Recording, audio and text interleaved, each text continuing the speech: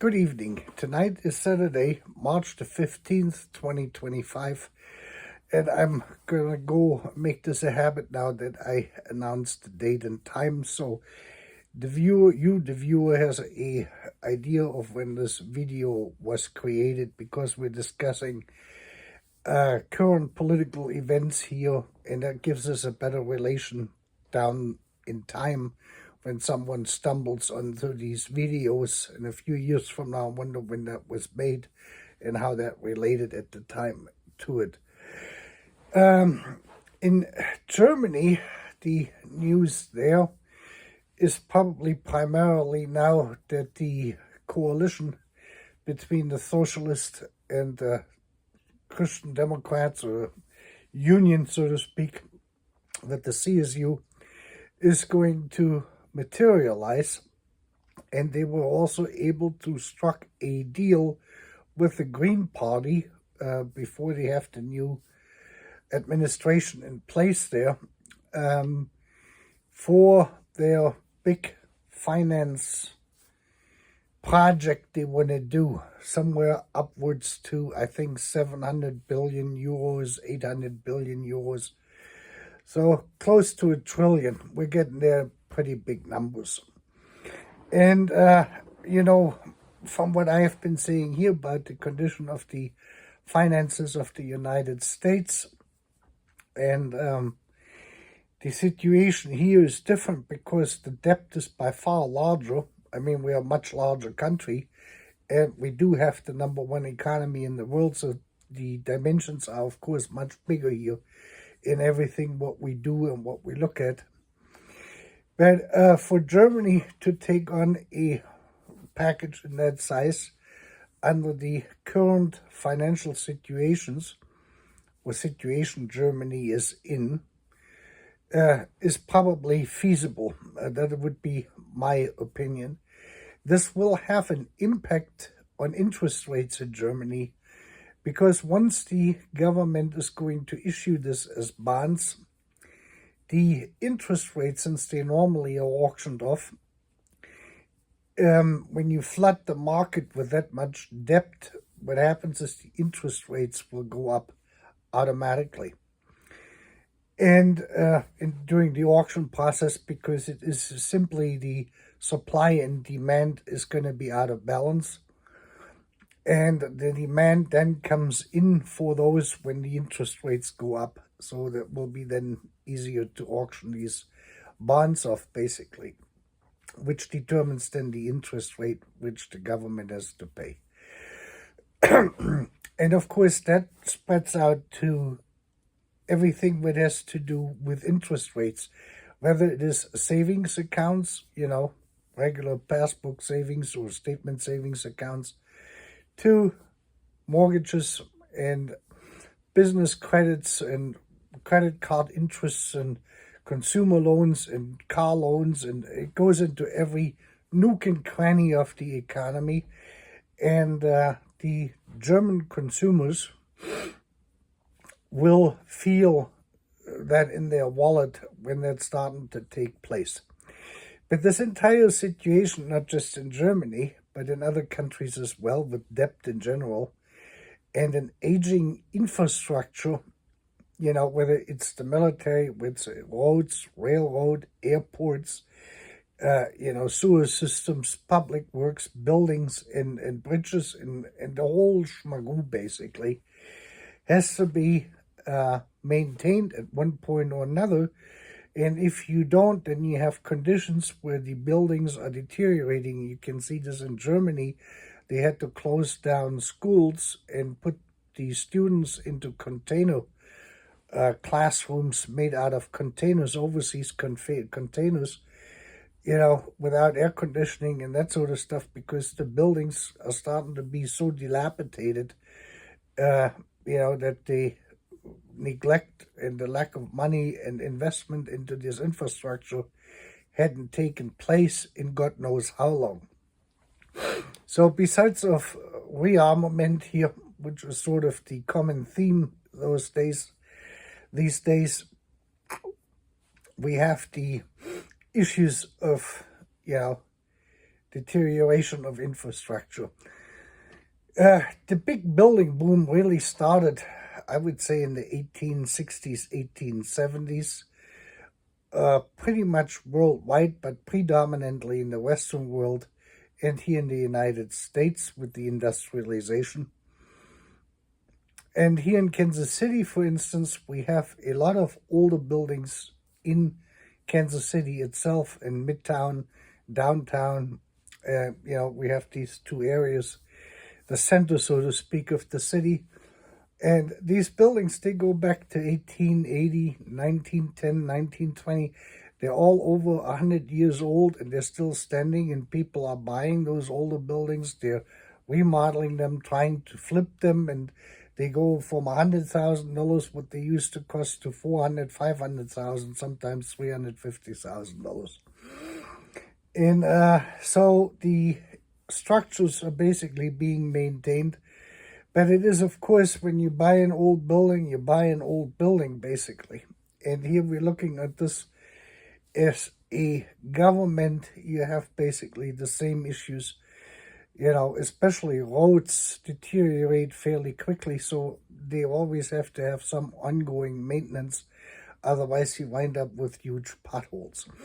Now, a big chunk of this money is supposed to be going to re-equip or resupply the Bundeswehr, the German army, the German military, with more updated equipment, and to actually purchase equipment they need, which they're lacking right now. And because it was an underinvestment into the entity of the Bundeswehr for many years, because we were all believing we were living in peaceful times, and a military was not really that necessary, even though the United States had reminded the Europeans or the NATO members to bring in at least 2% to keep every of their gross domestic product, to bring that in into the military, so the NATO wouldn't fall behind. And that has been done better in some countries, and other countries have even a greater neglect. And this in itself is not, nothing new. The Roman Empire had to deal with this in their times, and almost every other form of state we had since then, whether it was the absolute monarchy or a constitutional monarchy, or you have democracies, republics, and all of that stuff. It hasn't really changed one bit whatsoever. Or even if you have communism, for that matter, communist states like we had with the Soviet Union, which had invested a lot in the military, which neglected everything else, and it was part of the underlying cause of why the Soviet Union eventually then collapsed in 1991 under their own weight. Now, we're seeing an interesting development here. We have in Europe now political parties or groups, which are predominantly on the right, and they're emphasizing a nationalism, one way, form, or shape, over a European Union unity. And that is an interesting development, which we didn't really foresee to the extent as it is now, say 20, 30 years ago. We have believed, and I'm one of those believers, that the European Union, even though President Trump seems to dislike the entity of the European Union, had a underlying reason, or the primary reason for the existence or coming of the existence of the European Union was to prevent future wars in Europe. And the European Union started out as a union, economic union first in the 1950s, primarily between Germany, France, and the Benelux, Belgium, Netherlands, Luxembourg countries. And that was basically developing into the European Economic Union, so to speak.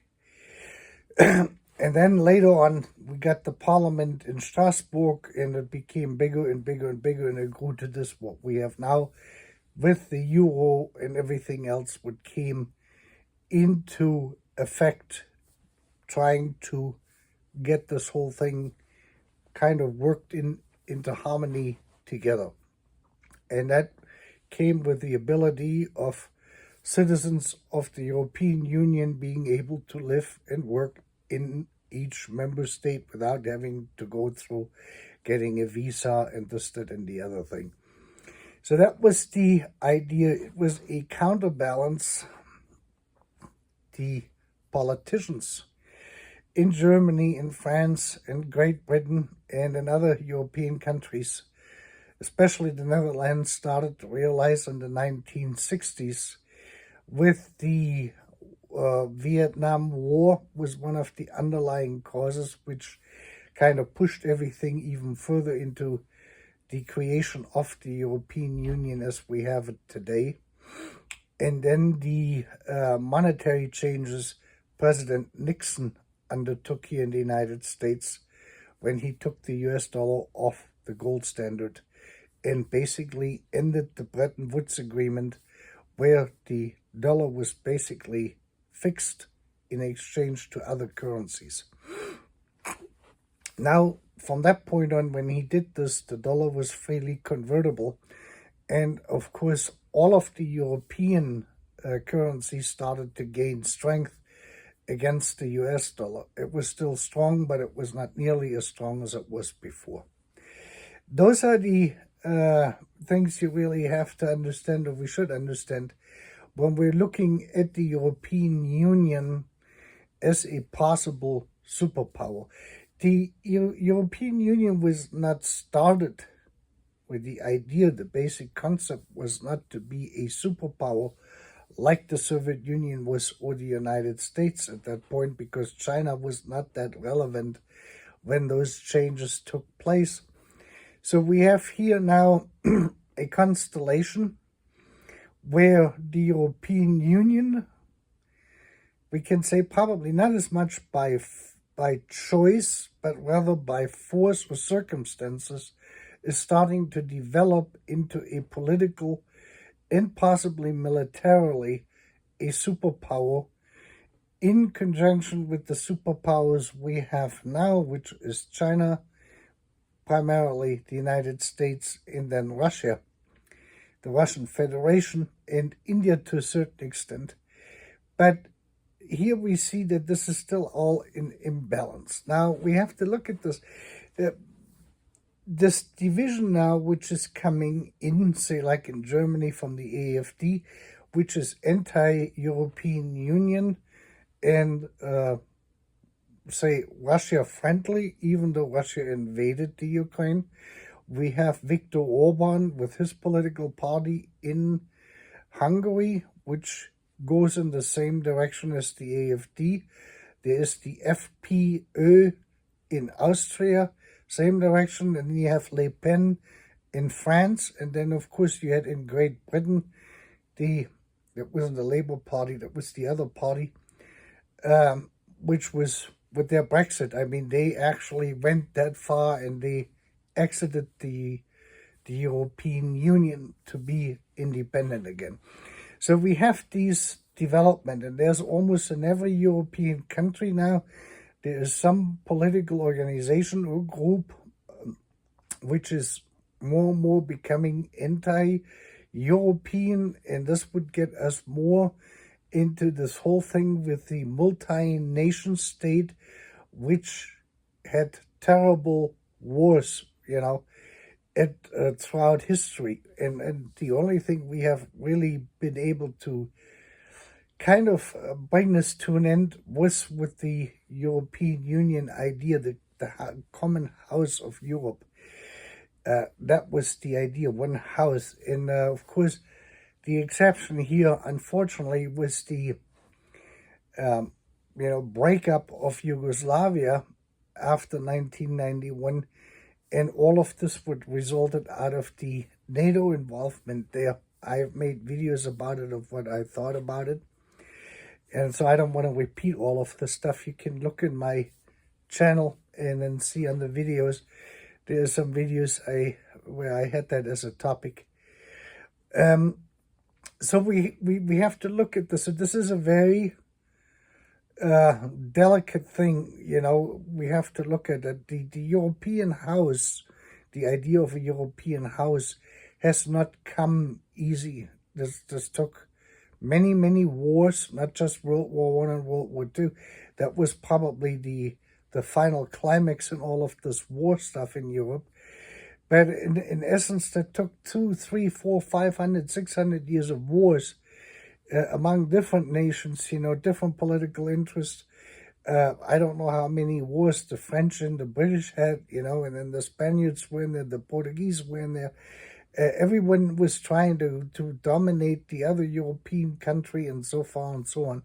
So this is kind of the basic idea behind the European house. And now we have this development that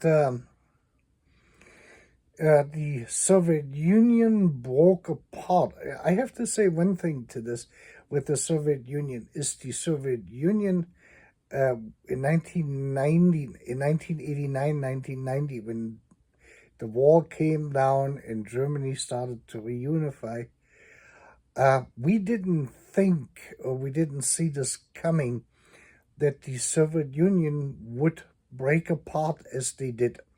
There were so many underlying causes which were unknown to us in the West at that time, because everything was behind the Iron Curtain. So this was difficult to gauge. We did know one thing at the time before all of this transpired, was that the Russian ethnic group always had this feeling of superiority to all the other ethnic groups within the Soviet Union. You're probably going to have Russians say this is not the case, but from all the people I've talked to who had actually traveled or lived in Russia, the Soviet Union, say like from East Germany, who had worked there on these pipelines and that sort of stuff, who had interactions with them, there was a hierarchy that the Russians always had the leading positions. Then came the Ukrainians usually, and the Cossacks, and then everyone else below them. So this was like the hierarchy within the Communist Party, within the whole structure of the country. And so these republics basically then falling apart after the collapse and then separating out. You have Belarus is still independent today, but they have a closely aligned leader with the Russian Federation. And now the Ukraine has taken a total turn since the elections there in 2012, 2013, 2014, during that time, where they have really shifted from a neutral position to a much closer direction towards the European house. That is a big thing. And I understand the concern of the Russian Federation or the Russian leadership here, that they rather would like to see, in this instance, the Ukrainian leadership being of a similar nature as the leaders of Belarus, for instance. So where you become a de facto republic or part of the Russian Federation without really being part of the Russian Federation. And this has given the Russian Federation that buffer zone they always had to NATO in this case. NATO has never been closer to the Russian homeland, so to speak, than at this point any time prior. It was first in East Germany, West Germany with the line, and now it has moved with the Baltic states directly onto the border to Belarus and with Poland. And now the only buffer zone they have, basically, is only the Ukraine and Belarus. And that, of course, is a concern to them. That should be understood. Anyone should understand this. And of one hand, now we had made promises to the Ukraine since 1996, where they were promised when they gave up their nuclear weapons to the Russians and the rockets and all of the stuff, missiles, what belongs with it, and fighter jets in return for a peace agreement, basically, not peace agreement, but a doctrine that they would be able to be independent of all of the stuff, and the Europeans assured them of that too, or NATO assured them. And as we know now, that kind of turned in a different direction. But the interesting thing is too, what we have to remind ourselves of, is that the political changes in the Ukraine in 2012 to 2014, with the Maidan Revolution and all of this stuff, where the Ukraine politically shifted from a independent or neutral position, so to speak, more or less, to a more Western-friendly government, that meaning towards the European Union and the United States. And that then in turn provoked all of those actions on the Russian Federation side, with the occupation of Crimea, the Donbass, Luhansk, and all of these areas there, with the Russian minorities being oppressed, so they say. Now, this is another thing as we have to remind ourselves of, is I'm not sure on how oppressed the Russian minorities actually were or are in other parts of the world. Especially in Europe, we have many ethnic groups living in other parts of, say, like a territory with other ethnic groups, and they're a minority. Like I pointed this out, we still have Germans in today's Upper Silesia, and they are considered a minority, and they were oppressed for many years while Poland was communist. Once Poland, liberated, or was liberated there in 1990, 1991, that German minority was no longer oppressed, because they were now able to, engage in their customs, celebrate their holidays, go to their churches they wanted, and speak German. That was apparently one of these things what ethnic minorities like to do. Of course, being an ethnic minority is different than when you immigrate into another country, like I immigrated to the United States. I would not call myself here a ethnic minority, either as a Prussian or as a German. It is, I have come to America on free will, and I have adopted the American way of life as good as I was able to fit in here, and I think I did pretty well with this. So that is a different story. This is when a group of people, due to circumstances beyond their control, becomes part of a other country which they weren't part of before, usually during war or then a peace settlement, peace negotiations, and they get then to live in that new country, which is dominated by another ethnicity. In our case here in Upper Silesia, it was first Austrian, Bohemian, then with the Silesian War under Frederick the Great, it went to Prussia. So that was Prussia, and that's where the German part comes from, the German minority. They were moved there, mostly as Protestants. Some of them were, of course, Catholics. And they are standing there, or they are living there today as the ancestors of those people. And after 1945, all of this became Polish territory. So they had to adapt to the entire Polish state now, which was before that a neighboring state. And this is how these circumstances sometimes happen. Now, we remember in the Baltic states, they were part of the Soviet Union after World War II involuntarily, and the Soviet Union moved Russian citizens over there. And they're still there, in certain areas more, in other areas less. And because of the collapse of the Soviet Union and the separation of the Baltic states, out of that old union they had, these people are living now in a different country as a Russian minority. Minorities, ethnic minorities in these circumstances, the same, by the way, is true for the Russians who winded up living then in the Ukraine. Those people are protected under UN charters and UN laws or rights we have as minorities in these cases. So they need to be able to express their culture and engage in their customs and traditions and with their religious holidays and what have you, and all of the stuff, including the language. And they need to be able to have schools where these children can be taught in Russian. That is international law, and it is broadly accepted all around the world.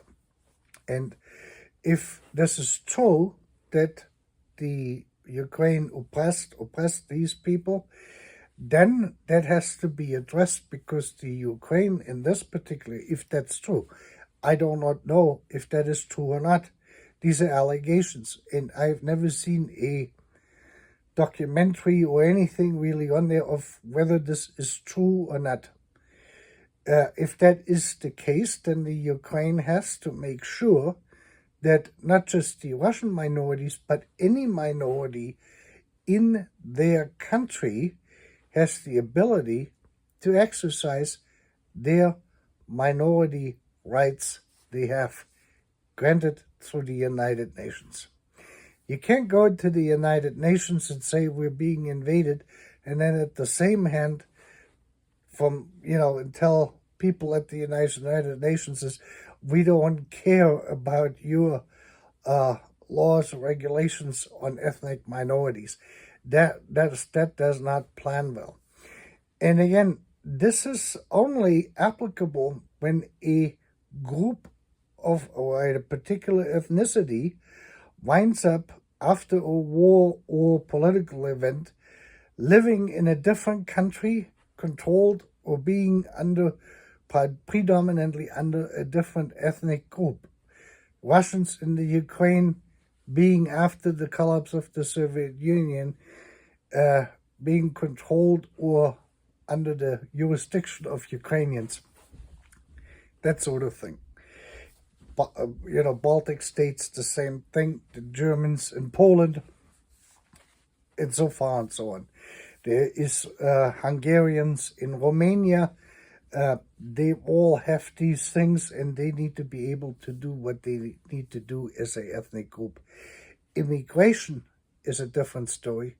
If you have 1 million people from Syria moving to Germany, escaping something, that is not considered an ethnic minority, because even though it was a result of a war, these people are refugees. And I guess most people, they can have their traditional stuff in Germany. There's not going to be too much, opposition to it. But you have to remind yourself, when you immigrate into another country, you should become part of that country with their language and their culture and everything else.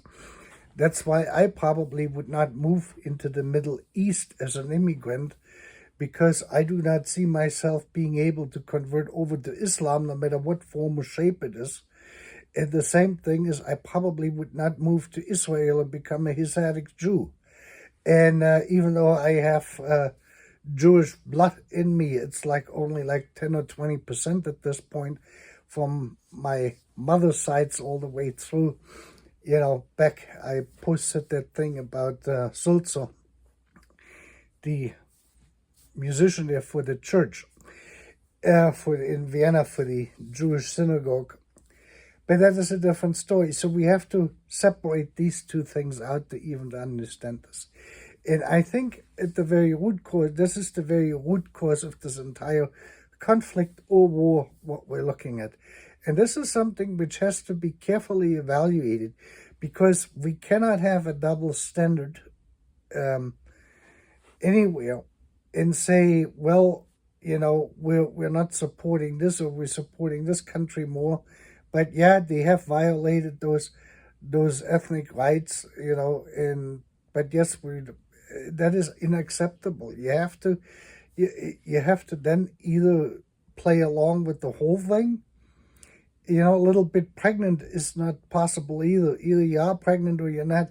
So either you have to say we tolerate and we accept and we, cherish these ethnic minorities living in our country, or we're not, because otherwise we're going to run into a scenario where we're going to have another Holocaust.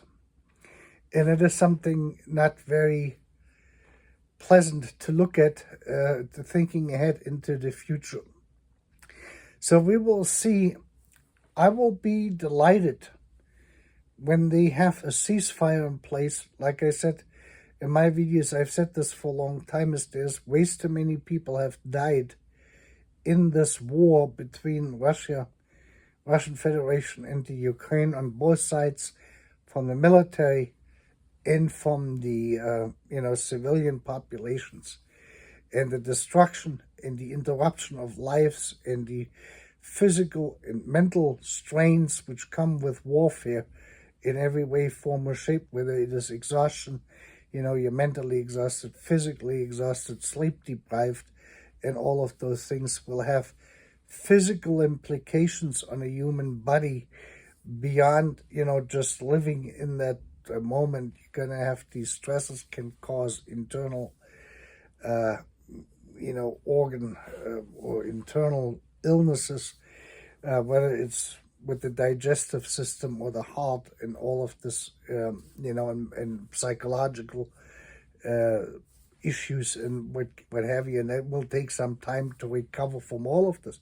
So this is why this is of utmost importance, no matter what anyone else thinks, to actually stop the fighting and to have a ceasefire in place so people can actually get a break on both sides from war, from the media, from the constant propaganda everyone has been exposed to, whether it's in Russia or in the Ukraine, and things can start to clear out and people can recover. There's going to be several years which is going to go into the recovery phase, where people have to heal mentally, spiritually, and physically. The military personnel, the soldiers, and the civilian population. And then hopefully the rhetoric in the media all around the world is going to start to temper off in this, and we can get back to a more productive, peaceful, state of being, rather than this. Mental health is not the obscene of mental illness, but it is a state of mind, actually. That is something we have to remember in this too.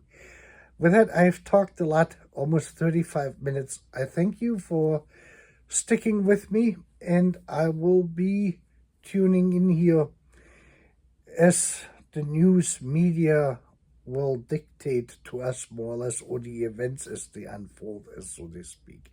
You have a wonderful evening.